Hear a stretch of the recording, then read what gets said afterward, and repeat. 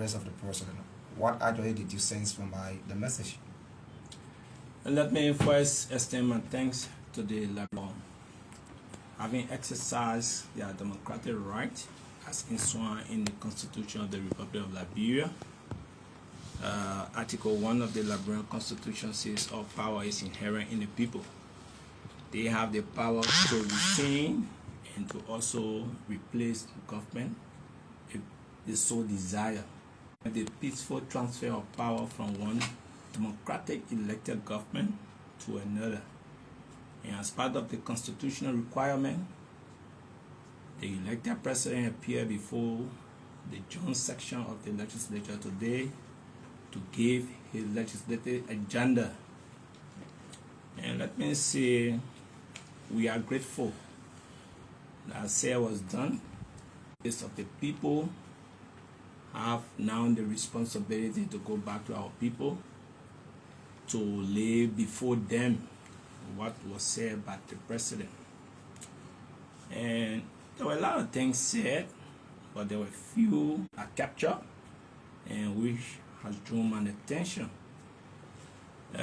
We all know that when it comes to our country, the issue of unemployment rate is high.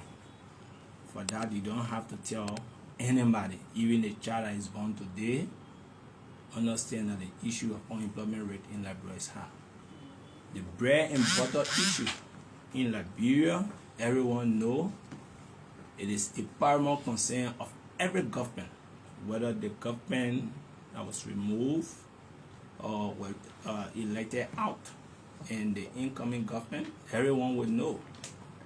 So one thing I also sense is when it comes to the issue of the structure of our government, there are three distinct branches of government. In the order of ranking, there's is the second in the order of ranking, and the House, or let's say the legislature, is the first. When you listen to the speech of the president, for the fact he was a guest of the legislature, and let us consider it as an oversight. But if it is considered as an oversight, then I see a deception in the speech provided to us and what was read. If you were to look in the president's speech, let me not go to the preamble of the speech. Let me go to a few lines of the speech. Few lines of the speech will tell you when the president was addressing us, he made mention of the vice president. He also, in the speech, you see Mr. Vice President, Mr. Speaker, Madam Pro Tempore, and member of the legislators. But during the presentation of the speech, we didn't see it presented that way. Is it that the speech that was written and two different? That's a concern. That is one. Two, the issue of bread and butter. I listened to a portion of the speech that talked about $30 million going towards salary and compensation of government employees. I thought the speech will also address how that amount will either be reduced or increased. If it is too huge, there should be a way stipulating how the amount will be reduced. Again, we all know the issue of bread and butter, the economy. The economy of our country is a serious challenge. People campaign on the issue of alleviating the constraints that our people are faced with. Or if you were to go through the speech, you will only understand that this issue was just bullet pointed, or how this issue will be addressed. Those issues are not been identified in the speech. in terms of addressing some of the economic constraints, agriculture play a pivotal role. It was highlighted that yes, Liberia holds 40% of the upper Guinea forest. Climate change was highlighted. Agriculture was also just brushed over. Technology-wise, we heard the speech recommending that 10,000 young people will be empowered in terms of technology. So, are we forgetting about agriculture that serves as the bedrock? Because we have a little over 5.2 million people in our country. Over 60%, 60 to 80% of the rice that we eat here is being imported. We should be looking for way now to see how best that we can go into agriculture. But again, what it will narrow my thoughts down to is the issue of lowering expectation. Because all of these issues, I was really waiting to hear in the speech, was the issue of my citizen industry number 2, the retired Firestone workers, over 4,000 of them, who today they've been denied their retirement benefit. And I can remember and recall vividly during the campaign there were promises made. I would have thought the speech would have addressed some of those issues. But again, the war minimizing or lowering your expectation is clearly being seen in the speech. So again, while we're here, it is true that we run a government that calls for collaboration, cooperation, and coordination. This is why we will try to highlight some of these issues. Though the speech did not capture it, but it remains pivotal to the growth and development of this country, and the concern of our people should be highlighted, even if they weren't captured in the speech. So, yep. Yeah, so Honorable Jones, my name is Prince Mobile Report for Prime FM and focus on Liberia online TV from the States. So I have one concern. Some of the things you highlighted that they were not captured in the president's annual message, which you think they should have been. Now, as a member of the legislature, and you said those things were said during his campaign, how then do you intend to hold government accountable for that? And then do you still see a room for them be included in, other annual messages of concern? This is just the first. Yeah, and I think this is what I try to conclude by saying, in the spirit of coordination, cooperation, to those things that we feel will bring happiness to our people weren't captured, but we can still lift some of them up the Capitol Hill. And this is why we're using this medium to remind. And let me say this for the record. No one should consider this as a medium of criticizing, but rather reminding the government of some of the promises made. Because were those promises today fulfilled, it will bring what? It will bring plus to the government. But were they not to be fulfilled, it will be a manner. So again, in the spirit of coordination, some of this issue, so that the relevant authority can be in the know to take some of the corrective measure. Again, will you agree with the president's statement that calls for auditing the 3 branches of government? I'm on record dating far back to 2018 when the issue of the alleged $16 billion came about.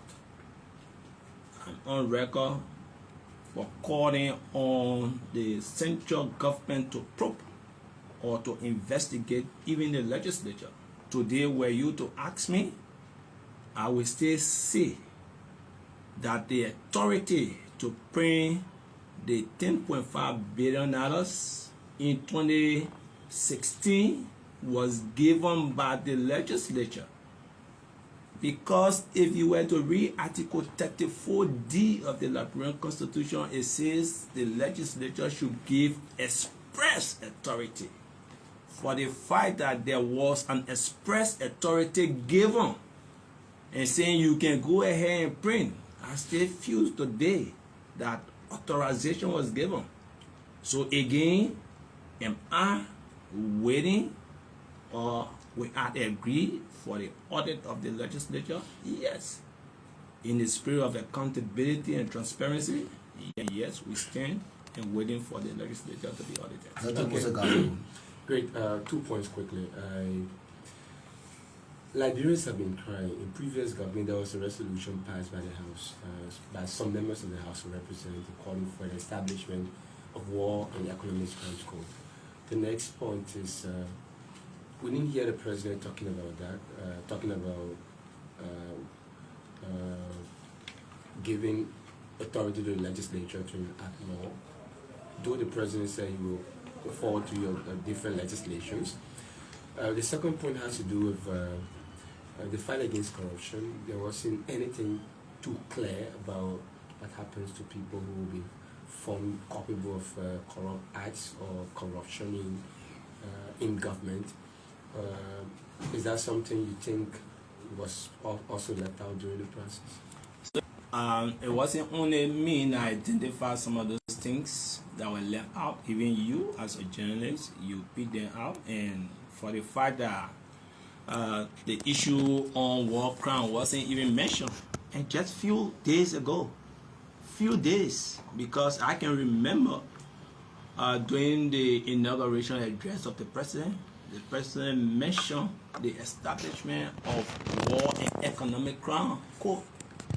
So between Monday and today Monday, wherein the president has appeared before the legislature to give his legislative agenda, wherein our people have cried so long for the establishment of War Crime Code, and for which the War Crime Code establishment has become more political, because every government in opposition feels that they can use the issue of the establishment of War and Economic Crime Code to get people on their side. So I think it is about time that this government that propagated the establishment of War and Economic Crime to be man enough to speak it out even from the inception of the government. So yes, yesterday they asked support the establishment of War Crime Code. Yes, I was among those who have fixed our signature to the resolution calling for the establishment of the War and Economic Crime Code. Am I waiting to affix my signature to said document again? Yes, I'm waiting to affix my signature to said document. So again, in the spirit of collaboration, coordination, and cooperation, we will want for the government to proffer be a bill or be a restatement of a resolution or whatever it may be, calling for the establishment of the War and Economic Crime Code in order to give rest to those whose life was taken away violently during the war. I think it would be a just thing. And more to that, I wouldn't say that the president's speech did not, let's say, talk about the fight against corruption. If I would say it here and say that, then it means that I wouldn't be just to the president's speech. In as much as I'm sitting here to bring out some of those things that the speech did not capture, I should also be here to register some of those things that the speech captured. Yeah, he spoke against the fight. He spoke about the fight against corruption, which, again, but was he strong on that? Maybe that's the adequate, the point you are picking your question on from. But from what he said, He did mention about the budget, 2023 budget, that the budget was forecast in the tune of, I think, 700 and some more million, and the actual expenditure was 789 plus million. So the difference is about 80 plus million. So there should be an audit done to know why the budget that was passed, being a law, will specify an amount in the budget and the expenditure exceed. That is one. He also made mention of what the bank balance of the consolidated account was. He made mention of, I think, 20 million plus, different from what was pronounced. The Liberian people need to know these things. And for the fact the Liberian people need to know these things, if his fight against corruption is genuine, then it means that it should start from these points. Just before we leave, the president also made mention that in the coming days, he alongside with his vice president will be doing the drug test. That is a clear manifestation that they are ready to fight the issue of drugs in this country. Are you willing to do similar tests, and will you encourage your colleagues if you do such a test? The last time I remember that I took just alcohol, the last time I remember taking alcohol was 2 years plus back. It has to do with drugs, not So, alcohol. Chief, I'm just telling you, for the fact that the last time I can remember leaving a bottle of stout is 2 years plus back. So it means that the issue of drugs, I'm not worried about it. But again, like I said, Just what I'm asking is, there are people who take paracetamol and do not take chloroquine, and you're talking about alcohol and drugs. The president has said he will encourage his vice president in the coming days to do the test. Will you do same? And if you do, will you encourage your colleagues who are eligible? as far as I'm concerned, I don't know anyone who is taking drugs. And again, the use of narcotic substance in our country is illegal. Are you ready to be tested? If anyone who is in the business of doing such, that person should face the full weight of the law. Are you ready to be And tested? again, I was a member of the 54th legislature that passed on making the using, selling, and distribution of narcotics in our country to be non-bailable. I was privileged to serve on the conference committee. So again, the issue of drugs, I want to say whoever is caught not only using it but distributing it, whether by mistake or whatever means, that person should face the full weight of the law. Will you take So the once test? I come in, Chief, I say you Are want me you ready answer. to take the test? I say you want me answer the way. Are you ready to take the test? Like I said, I'm ready to take the drug test at any point in time. And I just told you, the last time I ever lifted a bottle of alcohol to even put it in my mouth was 2 years plus ago. Just as you So are it willing means to your asset, I'm will you coming willingly take yourself to do a drug test and show to the public and say, since the father person I pronounce Chief, as a legislator, this is where I'm starting. If the test could be conducted now, I will submit myself to it. But let me say to you, the issue of drug tax should not just be a mere political statement. The fight against drugs should be genuine and should be collective. So we should not just stand in the public and make political statements to say we will submit ourselves to drugs tax and not waiting to fight it holistically. So I just want to register that the issue or the fight against drugs should not just be a political statement, but it should be a national fight, and we should fight it together holistically. Thank you. Thank you. Thank you so much. Thank you very much. Thank you so much. So my name is Prince. That was the voice of Ivar K. Jones. He's the representative of Makibi County Electoral District number 2. He's been speaking with Legislative Press. Thanks for following us. Bye-bye. I'm out.